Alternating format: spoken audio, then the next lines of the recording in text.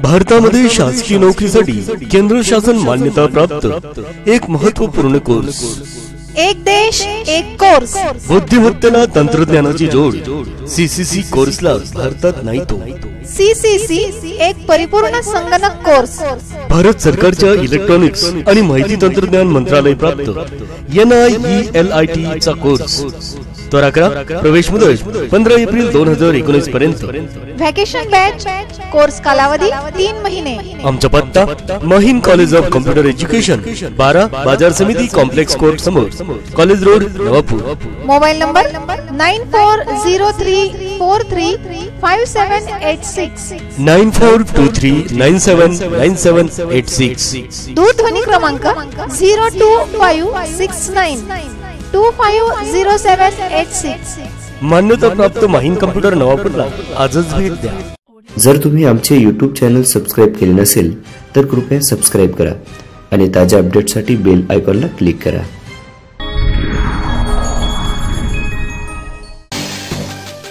नवापूर राष्ट्रीय महामार्गाची बिकट अवस्था। बेडकी तपासणी नाक्यापासून ते कोंडाईबारी पर्यंत रस्त्याची अक्षरशः झाली चाळण। रस्त्यात खड्डा आहे की खड्ड्यात रस्ता? दररोज घडतात या रस्त्यावर अपघात। अजून किती बळी घेणार हा रस्ता आणि किती बळी पाहणार प्रशासन? सामाजिक कार्यकर्त्यांनी जिजवली प्रशासनाचे उंबरठे। प्रशासन मात्र झोपेचे सोंग घेऊन सुस्त। प्रशासनातील अधिकारी पाहत आहेत जीवघेणा खेळ। अशा अधिकाऱ्यांवर सदोष मनुष्यवधाचा गुन्हा का दाखल करू नये? रस्त्याचे काम 15 दिवसात न झाल्यास तीव्र आंदोलनाचा इशारा। बेडकी तपासणी नाक्यापासून कोंडाई बारीघाटापर्यंत रस्त्याची अक्षरशः चाळण झालेली असून खड्ड्यात रस्ता की रस्त्यात खड्डा अशी अवस्था राष्ट्रीय महामार्गाची झालेली आहे। सामाजिक कार्यकर्ता मंगेश येवले यांनी जिल्हाधिकारी, पोलीस अधीक्षक नंदुरबार, तहसीलदार, पोलीस निरीक्षक नवापूर तसेच राष्ट्रीय राजमार्ग प्राधिकरण धुळे यांना दिलेल्या निवेदनात म्हटले आहे, 26 जानेवारी प्रजासत्ताक दिनी रस्त्याची दुरुस्तीबाबत आंदोलनाचा इशारा देण्यात आला होता। त्याची दखल घेत रस्त्याच्या दुरुस्तीसाठी शासनाने 93 लाख रुपयाचा निधी मंजूर केला असल्याचे संबंधित विभागाने आंदोलन स्थगित करण्यासाठी लेखी स्वरूपात आश्वासन दिले होते। परंतु आज 3 महिन्याचा कालावधी होऊनही सदर रस्त्याची दुरुस्तीला सुरुवात झाली नसल्याने रस्त्याची अवस्था दयनीय झालेली असून दैनंदिन वाहनांचे अपघात होऊन मोठ्या प्रमाणात आर्थिक नुकसान होत आहे। 3 ते 4 फूट एवढे खड्डे असल्याने अपघाताची मालिका सुरूच आहे।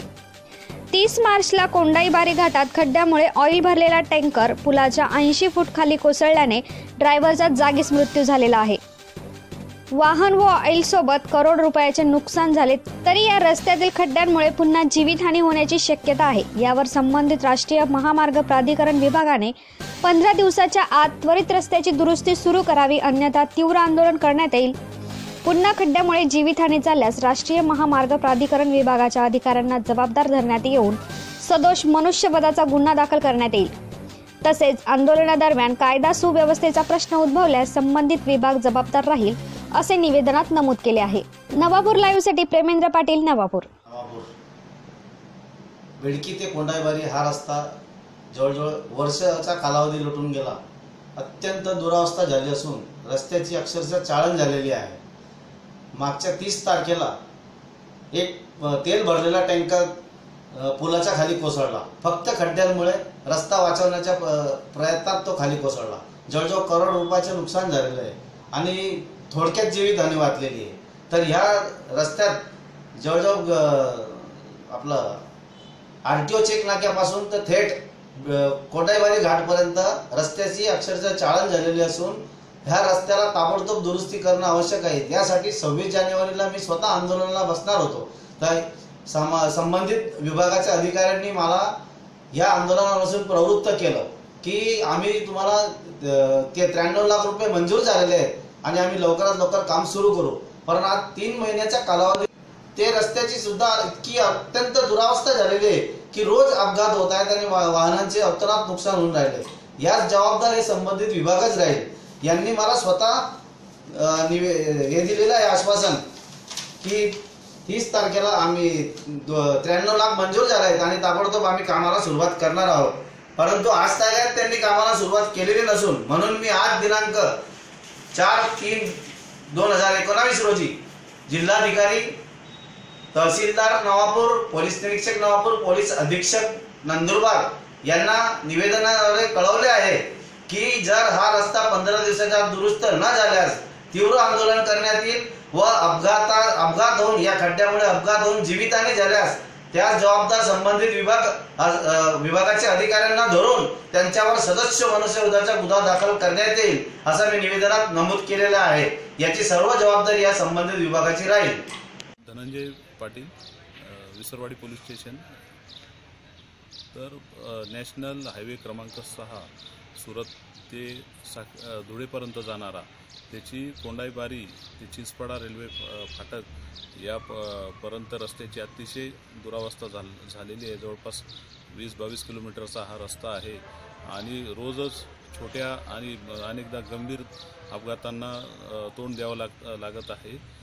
याचं कारण, महत्त्वाचं कारण म्हणजे रस्ता दुरुस्तीचं काम अर्धवट संबंधित कंपनीने सोडून दिलेलं आहे आणि रस्त्याचे जे डायव्हर्जन वगैरेचे बोर्ड आहेत ते पण आता सध्या तिथे काढून टाकण्यात आलेले आहे त्या कंपनीकडून आणि बऱ्याच ठिकाणी धूळ मोठ्या प्रमाणात उडते। धूळ उडल्यामुळे वाहनचालकांना समोरचं काही दिसत नाही आणि त्याचबरोबर पुलांचे अर्धवट कामं सोडून देण्यात आल्यामुळे आणि पुलांना जे काम चालू आहे तिथे आजूबाजूला बॅरिकेड्स किंवा 2 ते 3 ट्रकचा अतिशय गंभीर अपघात त्या पुलांच्या खड्ड्यात जवळपास 70-80 फूट खड्ड्यात जाऊन ॲक्सिडेंट झालेले आहेत। त्याच्यात गाडीचं, वाहनाचं जबरदस्त मोठ्या प्रमाणात नुकसान झालं आहे। ड्रायव्हर जखमी झालेले आहेत, प्रवासी जखमी झालेले आहेत। साधारणतः दर आठवड्याला 1 ते 2 गंभीर अपघातांना सामोरं जावं लागत आहे आणि त्याच्यात अनेक लोकांचे जीव गेलेले आहेत आणि जात आहेत। तरी या बाबतीत संबंधित रोड कंपनीशी, GHV कंपनीशी आम्ही 2 ते 3दा यापूर्वी पत्रव्यवहार केलेला आहे।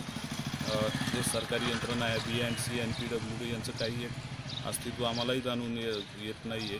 त्यामुळे अतिशय गंभीर बाब निर्माण झालेली आहे आणि कोणत्याही दिवशी मोठा कायदा सुव्यवस्था प्रश्नाला तोंड देण्यात सामोरं जावं लागेल अशी परिस्थिती दिसत आहे। कारण आजूबाजूला खेड्यावर राहणारे मोटरसायकल स्वारांचे अपघात, ट्रकचे अपघात आणि याच्यामुळे गंभीर प्रश्न एका दिवशी निर्माण होऊ शकतो। तर संबंधित डायव्हर्जन्स वगैरेचे जे बोर्ड आहेत ते लावले पाहिजेत आणि जिथे मोठ्या प्रमाणावर धूळ उडते आहे ज्याच्यामुळे काहीच दिसत नाही दिवसा, रात्रीची परिस्थिती तर त्याच्याहून भयानक आहे, त्या ठिकाणी काहीतरी उपाययोजना लवकरात लवकर केली पाहिजे। मागच्या आठवड्यात एक साऊथ इंडियन ट्रक ड्रायव्हर त्या ट्रकसह जवळपास 70 ते 80 फूट दरीत कोंडाईबारी घाटात कोसळून गाडी ॲक्सिडेंट झाला।